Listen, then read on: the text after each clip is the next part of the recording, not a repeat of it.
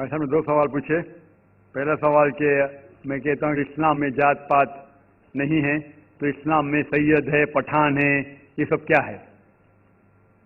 अल्लाह सुब्हानहू व तआला फरमाते हैं सूरह हुजुरात में, सूरह नंबर 49 आयत नंबर 13 में, या अय्युहन नास इन्ना खलकनाकुम मिन ज़करिन व उनसा व जअलनाकुम शुऊबन व क़बाइला लिताअरफू इन्न अक्रमकुम इंदल्लाहि अत्क़ाकुम इन्नल्लाह अलीमुन खबीर।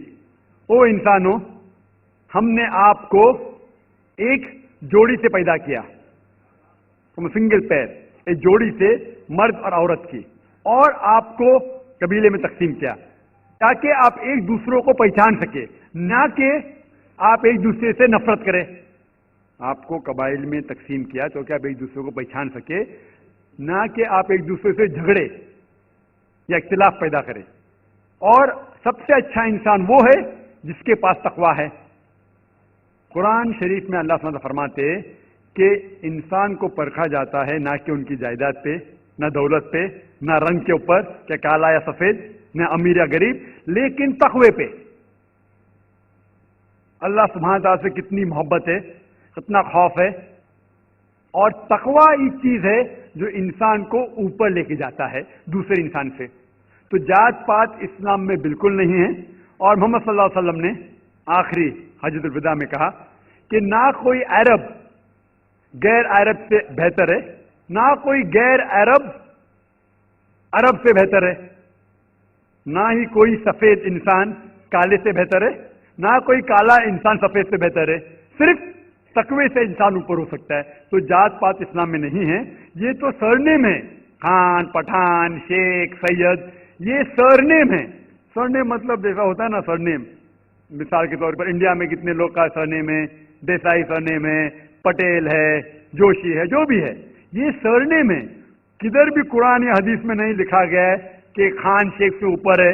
हाँ, शेख जो अरबिक में हम सर कहते सर, सर मतलब मोहतरम, तो उस तरीके से अरबी में शेख एक लक़ब है जिसे अरबी के अंदर कहा जाता है मोहतरम, या कोई ज़ईफ इंसान को या कोई मालदार इंसान को, वो अलग लक़ब है। लेकिन जहां तक कि सरनेम में इस्लाम में कई भी जात पात ऊंची नीची बात है ही नहीं, ये बिल्कुल गलत है।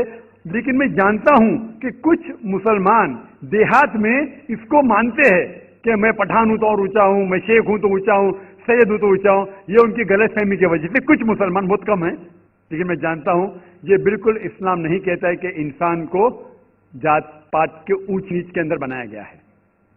आपका दूसरा सवाल, तो 3 तलाक का कह रहे थे कि मीडिया काफी 3 तलाक उछाल रही है, और इसका क्या जवाब है? अफसोस की बात है कि माशरे में, मुसलमान के माशरे में 3 किस्म की तलाक है। मुसलमान के माशरे में, सोसाइटी में, एक तलाक बिदत, तलाक तलाक तलाक एक साथ में को हो जाती है। एक तलाक हसन, जो तलाक दो, एक माह रुको हैज के लिए, फिर तलाक दो, फिर रुको, फिर तीसरा तलाक दो। और तीसरा तलाक के हसन, जो बिल्कुल सही तरीका है, जो कुरान शरीफ के है, तलाक दो और 3 माह रुको। कुरान की आयत है सूरह बकरा में, सूरह नंबर 2 आयत नंबर 228 में लिखा हुआ है कि जब भी आप तलाक देंगे तो 3 माह या 3 हैज की इद्दत है। तो तलाक पूरे मुकम्मल होने के लिए 3 हैज या 3 माह, 3 मेंस्ट्रुअल साइकिल और 3 मंथली कोर्सेज मस्ट है, कंपलसरी है।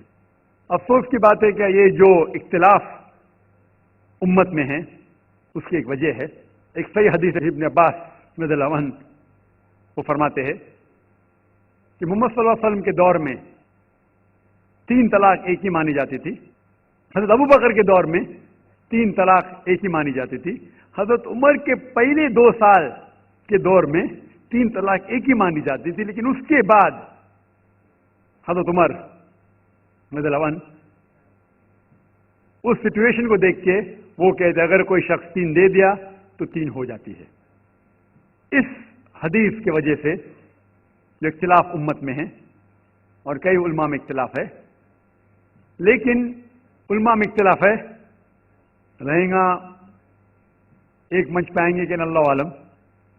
लेकिन अगर आप कुरान की रोशनी में पढ़ते हैं, कुरान में तलाक का जिक्र किया गया है सूरह बकरा में, सूरह नंबर 2 आयत नंबर 228 से लेकर 240 तक। اور سورہ طلاق میں سورہ نمبر 65 آیت نمبر 1 سے 7 جو قرآن مجید میں طلاق کا ذکر ہے اس کے اندر یہ ہے کہ کبھی کوئی ڈفرنس آف اوپینین، کوئی جھگڑا ہو جاتا ہے شوہر اور بیوی میں، تو پہلا شوہر بیوی بیٹھ کے بات کرے. ایسا نہیں کہ بیوی نے نمک زیادہ ڈال دیا اور طلاق طلاق طلاق کہہ دیا اور طلاق ہو گیا. اگر بیوی نے نمک زیادہ ڈالا، بولے آپ کو نمک کم چاہیے، معاملہ سلجھ جائے گا. بیٹھ کے بات کرو.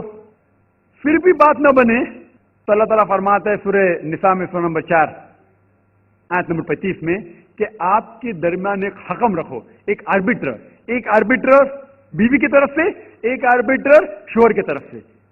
مطلب آربیٹر حکم کہتے ہیں، آربیٹر کو حکم رکھو بیوی کی طرف سے اور شوہر کی طرف سے، اور معاملہ کو سلجھا لو. پھر بھی اگر بات نہیں مانے تو آپ پھر طلاق دے سکتے ہیں.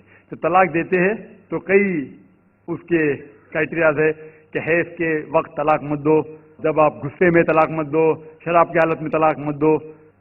اس کے بعد جب طلاق دیا جاتا ہے تو 3 ماہ رکنا چاہیے. طلاق کے احسن ہے جو بالکل صحیح طریقہ ہے. طلاق دو اور 3 ماہ رکو، اور 3 ماہ کے اندر اگر آپ رجوع کرنا چاہتے ہیں اپنی بیوی سے تو رجوع ہو سکتے الحمدللہ. اگر 3 ماہ تک آپ سمجھتے نہیں مجھے میرے بیوی سے الگ ہونا ہی چاہیے تو 3 ماہ کے بعد عدت گزرنے کے بعد آپ دونوں میاں بیوی نہیں رہتے، آپ الگ ہو جاتے. لیکن اس کے بعد اکثر مسلمان بھی نہیں جانتے قرآن کی آیت کیا ہے. قرآن شریف میں لکھا ہوا ہے سورہ بقرہ میں سورہ نمبر 2 آیت نمبر 232 میں کہ اگر وہ شخص اپنی پرانی بیوی سے پھر سے شادی کرنا چاہتا ہے تو مت روکیے. تو اگر طلاق ہو چکا ہے صحیح طریقے سے، طلاق کے احسن کے طریقے سے، اور 3 ماہ ہو گئے، عدت گزر گئی، 6 مہینے بعد اگر لگا بھائی جو میں نے کیا غلط کیا، میں پھر سے شادی کرنا چاہتا ہے، تو وہ آدمی اپنی پرانی بیوی سے پھر سے نکاح کر سکتا ہے. لیکن نیا نکاح نیا مہر، نیا نکاح نیا مہر جو کئی مسلمان نہیں جانتے. افسوس کی بات ہے کہ ہم مسلمان قرآن کو ترجمے کے ساتھ پڑھے نہیں، صحیح حدیث کو ترجمے کے ساتھ پڑھے ہی نہیں. اگر ہم قرآن شریف کو صحیح طریقے سے پڑھیں گے اور صحیح حدیث پہ عمل کریں گے تو یہ جو غلط فہمیاں ہیں دور ہوئیں گی. اور پھر سے اگر شادی ہوئی پھر سے آپ ساتھ میں رہ سکتے، پھر سے پرابلم ہوا تو پھر طلاق دو، پھر 3 ماہ رکو، پھر سے الگ ہو جاؤ، پھر سے آپ چاہتے پھر سے شادی کر سکتے. 3 بار جائز ہے، تیسری بار آخری بار ہے. اس کے بعد آپ پھر سے شادی نہیں کر سکتے جب تک وہ دوسری کسی سے شادی نہیں کرے. لیکن میں نے اپنی زندگی میں ایک بھی شخص میری زندگی میں نہیں آیا جو طلاق کے حسن کیا، صحیح طریقے سے طلاق دیا، علیحدہ ہو گئے، پھر نکاح ہو گیا، پھر علیحدہ ہو گئے، پھر نکاح ہوا، پھر علیحدہ ہوا. میں نے کوئی بھی شخص میری زندگی میں پورے دنیا میں ایسا شخص کے بارے میں سنا ہی نہیں جو صحیح طریقے سے کیا اور بچھڑ گیا، پھر سے شادی کی، پھر سے بچھڑ گیا، پھر سے نکاح کے، پھر بچھڑ گیا، پھر شادی کرنا چاہتا ہے. اگر آپ صحیح طریقے سے قرآن کے اوپر عمل کریں گے تو یہ نوبت آئیں گی نہیں. اور کچھ لوگ جو اسلام کو مذاق بنائیں اور کیا کہتے کہ اچھا اگر ایک ساتھ میں دے دیے، 3 طلاق دے دیے، ہو گئی، ابھی کیا حلالہ کرو. قرآن کہتا ہے 3 طلاق ایک ساتھ میں بھی دیں گے تو ایک ہی ہوتی ہے. محمد صلی اللہ علیہ وسلم کے وقت میں 3 بھی ایک ساتھ میں دینا ایک ہی ہوتا تھا. حضرت ابو بکر کے ٹائم میں بھی 3 طلاق ایک ہی ہوتا تھا. حضرت عمر کے دور میں لوگ جو کہتے 3 طلاق 3 ہوتی ہے، کئی علماء کہتے ہیں کہ ان نے یہ اپنے فتوے پہ رجوع کیے اور انہیں افسوس تھا کہ یہ فتویٰ انہیں دیے، اور کئی لوگ کہتے نہیں ان کا فتویٰ صحیح تھا. اس میں امت کا اختلاف ہے. لیکن اگر قرآن کی روشنی میں دیکھیں گے تو 3 طلاق ایک ساتھ میں بھی دیں گے تو ایک ہی ہوتی ہے. حضرت عمر کے دور میں رضی اللہ عنہ انہوں نے کہا تھا کہ ہم اسے کہہ نہیں سکتے کیا وہ غلط ہے. لیکن علماء یہ کہتے ہیں، مثال کے طور پر ابن تیمیہ، شیخ ابن تیمیہ، وہ کہتے ہیں کہ یہ حضرت عمر میں اللہ بھی پلیز رضی اللہ عنہ، وہ محمد صلی اللہ علیہ وسلم نے جو کہا اس کے اوپر نہیں ہے. اسی لیے ہمیں بات ماننا چاہیے قرآن اور اللہ کے رسول کی. اس کے اندر حضرت عمر میں اللہ بھی پلیز رضی اللہ عنہ انہوں نے رجوع کیا. اسی لیے وہ کہتے کہ 3 طلاق بھی ہوئیں گی تو ایک ہی ہوتی ہے، 3 نہیں ہوتی. اس میں امت کا اختلاف اس لیے ہے کہ ہم نے قرآن پڑھے ہی نہیں. ہم اگر قرآن پڑھیں گے صحیح طریقے سے اور جانے، کئی لوگ یہ سمجھتے ہیں کہ طلاق کے لیے 3 بار بولنا ضروری ہے، اگر 3 بار نہیں کہیں گے طلاق ہوتی نہیں. وہ ان کی نادانی ہے، وہ ان کی جہالت ہے. تو ہمیں کیا کرنا چاہیے؟